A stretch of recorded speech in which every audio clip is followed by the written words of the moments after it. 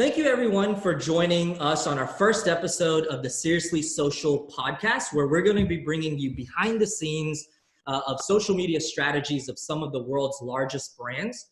My name is Keith Cacadia. I'm the founder and CEO of Socially In, which is a social media management agency. Today, we have Samantha Castro from E.L.F Cosmetics. She's a social media manager at E.L.F. Sam, thank you so much for being here with us today. Before we jump into it, how are you? I'm good, thank you. I'm originally from Los Angeles, so I'm here in New York. We were shooting this week, and then we have an event tomorrow, so I'm here embracing the cold, I guess. I got you. Very cool. Well, thank you for taking the time to do this first episode with us. I'd like to jump right into it. Can you start off by telling us a little bit about yourself and how you got into the role of social media marketing? Sure. So I've been in the beauty industry for about 7 years, kind of similar roles. I started off, I got my BS in marketing and didn't really know once I finished school, like what I wanted to get into, like what, marketing's so broad, like where am I going to go? Right. So kind of temped around for a little bit when I moved to Los Angeles and kind of just worked at some marketing agencies, some ad agencies, and did a few, like PR and marketing assistant jobs until I kind of landed in a hair care company as an assistant as well, interning and doing PR kind of activations. And the person that was actually in the role that I ended up taking over, I was doing a lot of their work. So I got a lot of like hands-on experience and was able to kind of like figure out that, this was my passion. Like this is what I love to do in digital. It was a digital communications role.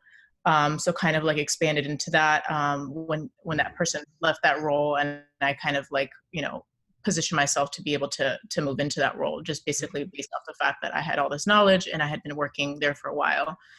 So that kind of worked out, and I kind of like was able to become a little bit more passionate about everything that I was doing. I was, I brought in platforms for social, worked with our agency on some digital activations, platforms for influencers.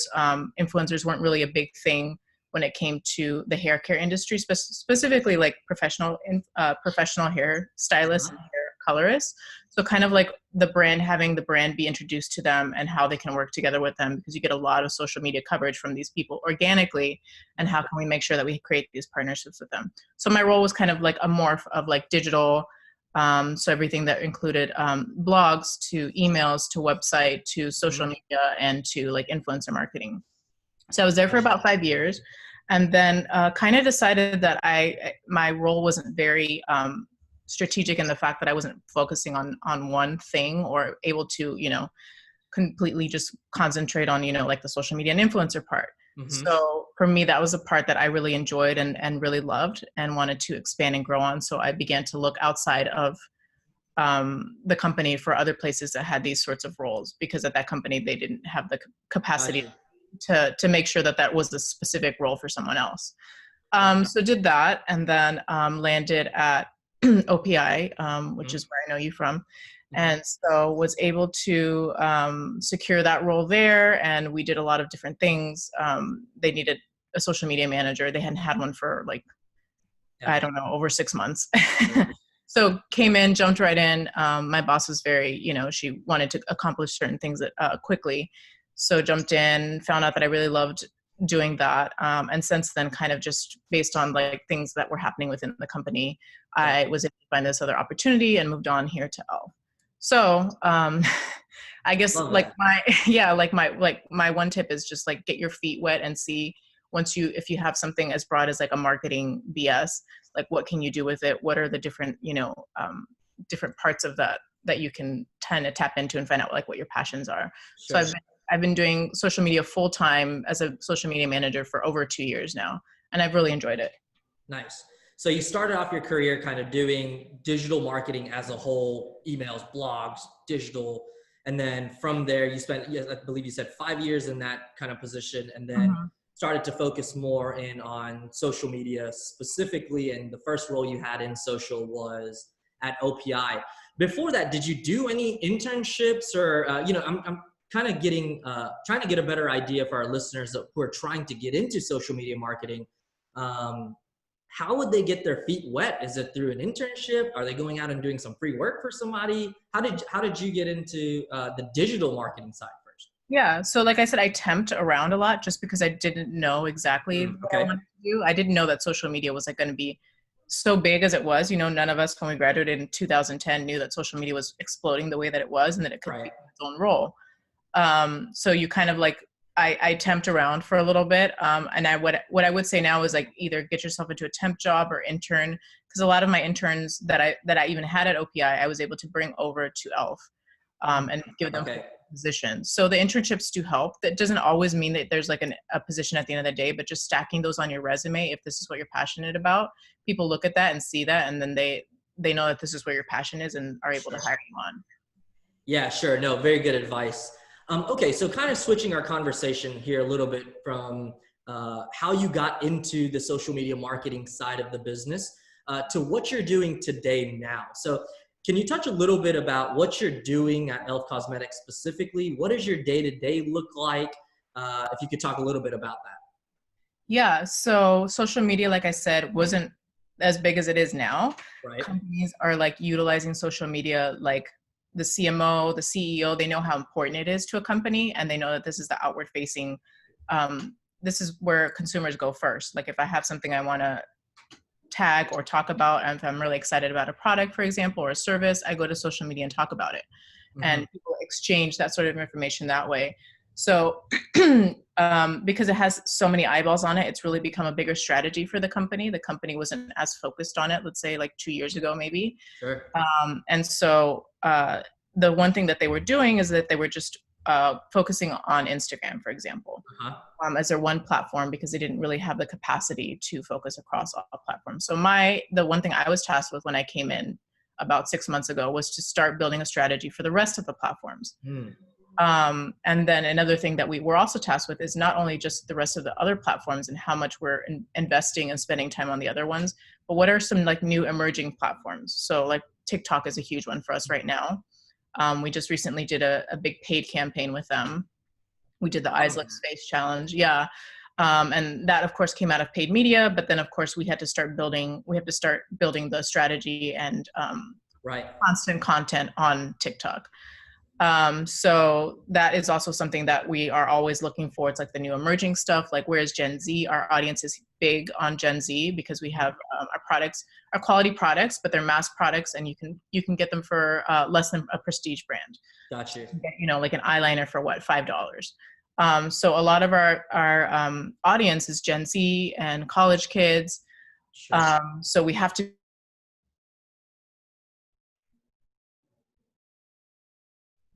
like what my day-to-day looks like is very much building out these sorts of building out the team, because I didn't have a team when I first came in.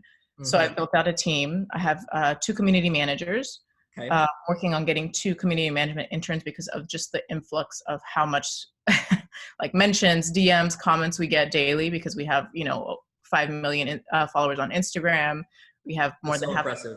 on Twitter. Yeah, like there's a lot happening. So So I'd like to touch a little bit about that specifically. Yeah. You mentioned that you're building out your internal team. A lot of people listening are going to be in the same position where they're looking to expand, their business is scaling, and they're looking to build out that team. Number one, how are you finding these community managers?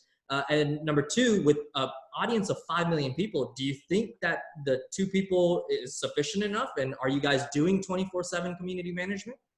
Yeah, so it's not enough. So definitely when I started, we had 1 community manager, and she was based here in New York, and she was doing like everything. Of course, she wasn't 24/7 on, but she was on as much as possible, but she wasn't able to touch every platform. So, Facebook got missed, Twitter got missed, Pinterest got missed, all these other platforms got missed. It's a lot. So it's a lot. Yeah. And the audience is so big. So then I was, of course, vied for another position for a community manager.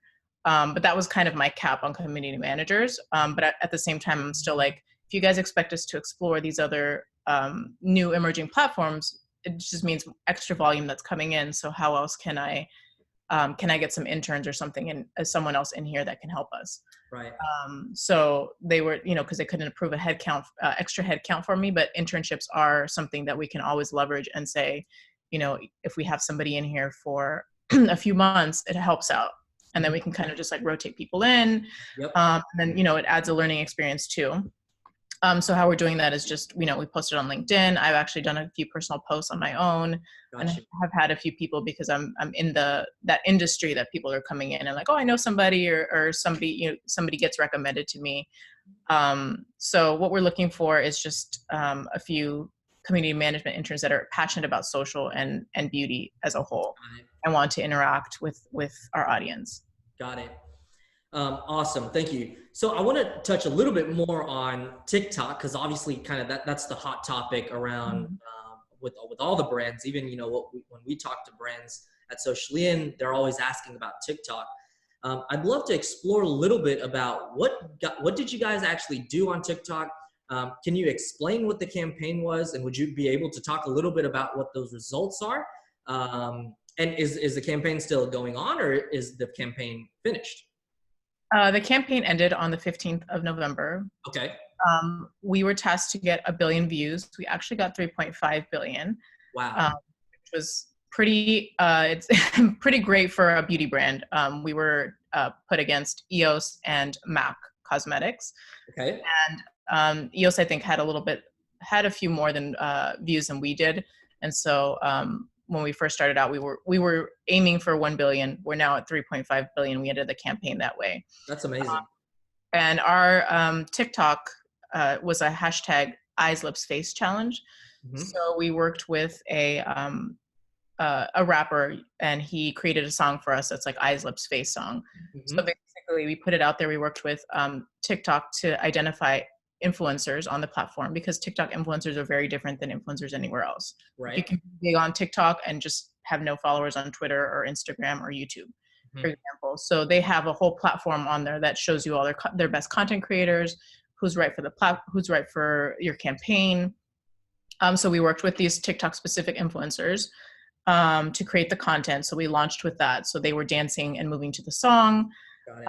And so we had about 6 to 8 in the beginning. And then as we kind of like grew, we kind of had people organically take into it. And then we thought, let's make this a little bit bigger, once we saw like how big things were getting, and included some extra influencers in there to make sure we could really contribute to the hashtag challenge. I love that. So you talked about influencers, and you mentioned that how influencers on TikTok are very different than influencers on other channels like Instagram, Twitter, etc.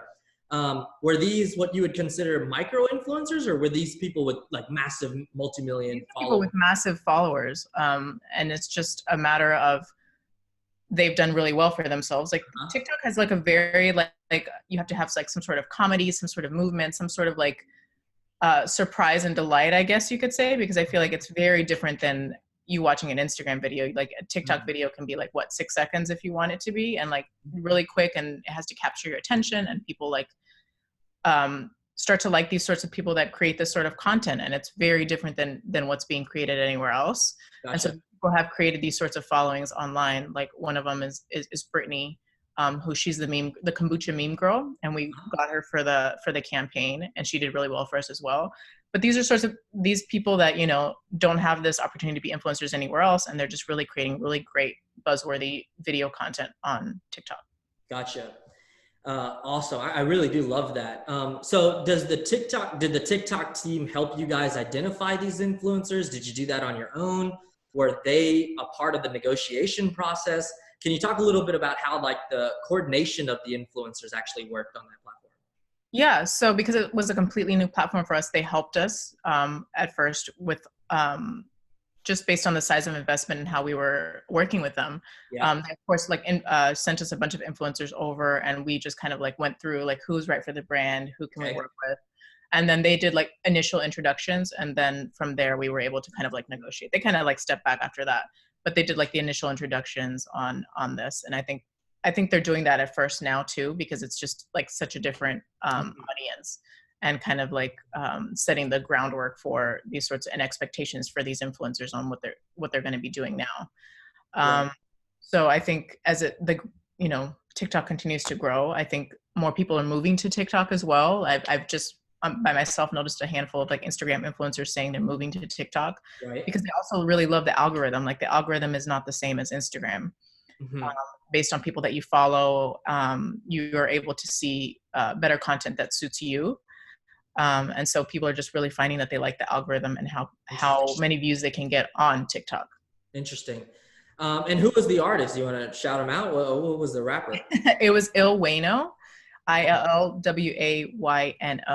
So Very he cool. created the Eyeslipsface song. Did you guys get in touch with him directly, or was TikTok also involved with that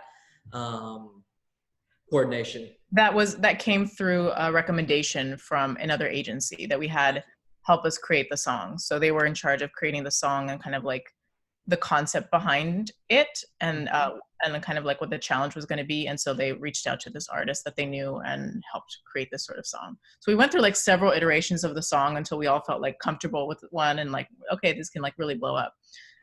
So we did that. I love that. I love that. I'll definitely have to check out that campaign. So I don't want to hammer too much on TikTok. I'd like to switch our conversation over to Instagram because it seems like that's where the biggest following actually is. Can you talk to me a little bit about what the organic Instagram strategy is? Do you guys focus on user-generated content? Are you publishing, short form videos? If you can just touch a little bit about what you guys are doing on Instagram on the organic side, I would love that. Yeah. So actually, I pulled the numbers the other day. We have over 60% is UGC on our Instagram, Wow. which makes life a little bit easier for us. But Yeah. we just have so much great content. A lot of creators just from anywhere from micro to macro influencers are just using the products, and we're able to just reach out and say, hey, can we, we'd like to feature on our Instagram.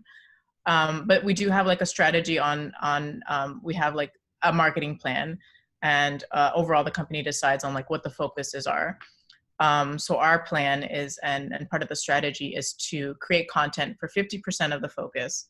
And then the rest is more community, which is like the secondary product callouts, and then evergreen / community. Got it.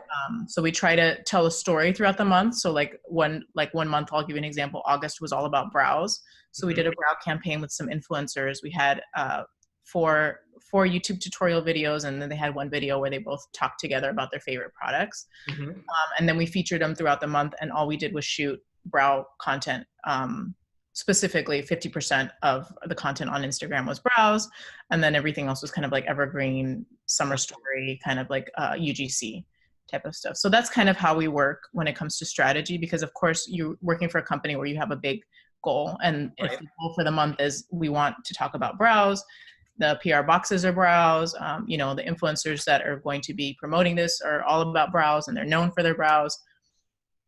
So that's kind of like how the strategy works, and we kind of make that the hero story of the month, and then everything else kind of falls in line UGC wise, evergreen content wise, secondary story wise.